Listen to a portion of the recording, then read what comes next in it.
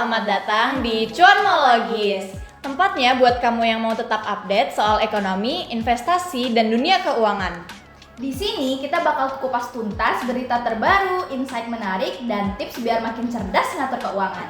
Sebelumnya, kenalin nama aku Naila Khadijah Rahadatul Ais yang akan membawakan berita pada segmen ekonomi. Dan aku Oskari Mayo Sanda Ramadhani yang akan membawakan berita pada segmen investasi. Yuk langsung aja kita mulai! Mungkin kita langsung masuk aja ke berita pertama. Kalian tahu nggak sih Presiden Amerika Serikat yang tunda kenaikan tarif dan bikin pasar dunia goncang? Nah, jadi Presiden Amerika Serikat Donald Trump resmi menunda kebijakan kenaikan tarif resiprokal selama 90 hari untuk puluhan negara termasuk Indonesia. Tapi tunggu dulu, kebijakan ini tidak berlaku untuk Cina, Uni Eropa, Vietnam, dan Afrika Selatan yang Trump sebut sebagai penentang terburuk. Tarif untuk negara-negara tersebut tetap tinggi, bahkan lebih dari 100%. Akibatnya, pasar saham global panik, aksi jual besar-besaran menyebabkan kerugian triliunan dolar. Sebelum pengumuman ini, suku bunga Amerika sempat naik ke 4,5%, tertinggi sejak Februari 2025. Tapi setelah penundaan diumumkan, pasar saham Amerika Serikat langsung rebound. WTO bahkan memprediksi perdagangan barang antara Amerika Serikat dan Cina bisa anjlok 80%, setara dengan 7.815 triliun. Gila.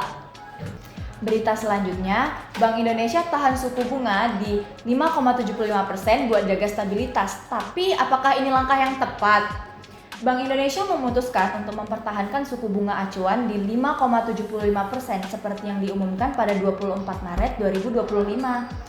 Suku bunga deposit facility tetap di 5% dan lending facility di 6,5%. Langkah ini diambil karena inflasi, khususnya inflasi inti masih dalam batas aman. Bank Indonesia optimis inflasi tahun ini akan berada di kisaran 2,5% kurang lebih 1%. Ekonomi Indonesia juga dinilai tetap tangguh dengan konsumsi dan investasi dalam tren positif. Koordinasi antara Bank Indonesia, pemerintah, dan lembaga lain pun terus diperkuat agar stabilitas makroekonomi tetap terjaga. Berita terakhir, ekspor perikanan saat lebaran tembus 1 triliun. Gila, siapa sih penyumbang ekspor terbesar? Nah, kabar menggembirakan ini datang dari sektor kelautan di periode lebaran 2025 dari tanggal 24 Maret sampai 2 April. Ekspor perikanan RI tembus 1 triliun, total 2.774 pengirim dari 32 provinsi dengan volume lebih dari 20.000 ton. Komoditas utama seperti udang, tuna, cumi, gurita, kepiting, dan rumput laut. Negara tujuan ekspor meliputi Australia, Uni Emirat Arab, Cina, Jerman, Amerika Serikat, dan lainnya. Sumatera Utara jadi bintang ekspor terbesar dengan 413 pengiriman dan lebih dari 4,5 juta kilogram barang. Nah, selanjutnya kita masuk pada segmen kedua yaitu seputar informasi investasi. Terima kasih Naila. Selanjutnya aku akan membawakan berita seputar investasi. Breaking news, IHSG rontok sampai trading dihentikan sementara. Ada apa nih sama pasar modal kita? Pada hari Selasa 8 April 2025, indeks harga saham gabungan alias IHSG tiba-tiba anjlok 9,19%. Angka ini membuat indeks turun ke level 5.912,06, tepat di awal pembukaan pasar pada pukul 9 pagi. Karena penurunan lebih dari 8% ini, Bursa Efek Indonesia langsung memberlakukan trading hold selama 30 menit. Langkah ini diambil untuk mencegah kepanikan dan menjaga agar perdagangan tetap tertib dan wajar. Catatan penting, penurunan lebih dari 8%, trading dihentikan 30 menit. Lebih dari 15% ada jeda kedua 30 menit. Kalau sampai turun lebih dari 20%, perdagangan bisa diberhentikan sampai akhir sesi. Setelah 30 menit, perdagangan pun dilanjutkan seperti biasa pada pukul 9.30 WIB. BEI juga menyesuaikan aturan auto rejection bawah supaya volatilitas pasar tetap terkontrol dan investor nggak panik berlebihan. Pasar boleh goyah, tapi sistem perlindungan berjalan sesuai rencana. Tetap waspada, tapi jangan langsung panik ya Sobat Cuan. Berita selanjutnya, BRI ngerogoh kocek 3 triliun buat beli balik sahamnya sendiri. Ini strategi atau sinyal kuat buat investor ya? Jadi kabar besar dari dunia perbankan, PT Bank Rakyat Indonesia yaitu BRI resmi mengumumkan rencana buyback saham senilai maksimal 3 triliun. Tujuannya ada dua. Yang pertama, mendukung program kepemilikan saham karyawan yaitu ESOP, dan yang kedua, memberikan sinyal positif kepada investor soal kinerja jangka panjang perusahaan.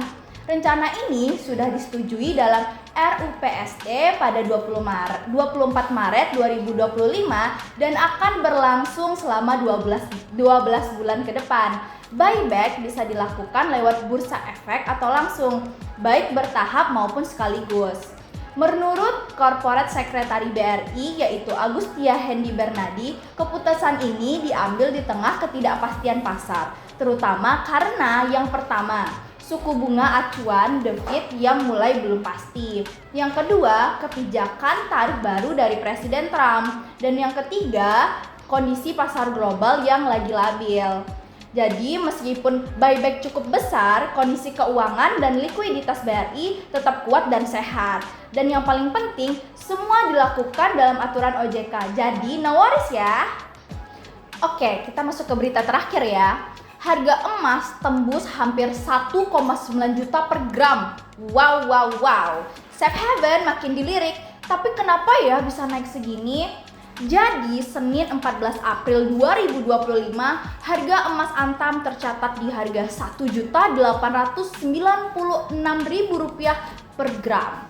Meski tetap turun tipis dari hari sebelumnya, hari ini tetap jadi salah satu harga tertinggi dalam sejarah.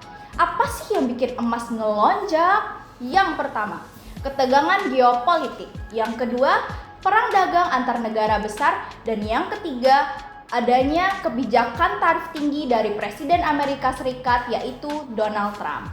Banyak investor mulai cari safe haven alias aset yang dianggap paling aman saat kondisi ekonomi lagi nggak stabil. Dan emas seperti biasa jadi pilihan utama.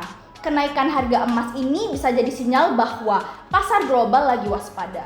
Tapi di sisi lain, ini jadi peluang. Pemerintah Indonesia bisa manfaatin momentum ini dengan memperkuat peran Bullion Bank, yaitu lembaga pengelola emas sebagai cadangan negara dan alat stabilisasi ekonomi.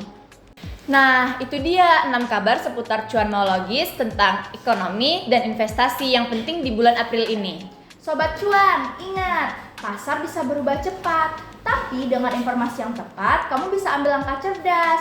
Sampai jumpa di episode selanjutnya. Tetap cuan dan cerdas dalam berinvestasi. Jangan lupa Like, comment, share, and subscribe pantengin terus Cuanologis agar nggak ketinggalan informasi berikutnya. Cuanologis, stay informed!